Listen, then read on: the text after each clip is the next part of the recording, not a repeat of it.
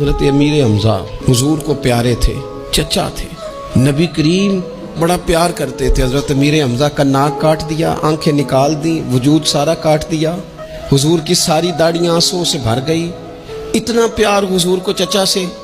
لیکن جب کہا نا حضور دعا کر دیں یہ تباہ ہو جائیں، تو نبی کریم کہنے لگے نہیں بھائی، میں تو یہ دعا کروں گا یا اللہ انہیں ہدایت دے دے، انہیں پتہ ہی نہیں یہ کیا کر رہے ہیں، شعور نہیں نا یار، تھوڑا سا مثبت ہو جائیں زندگی میں۔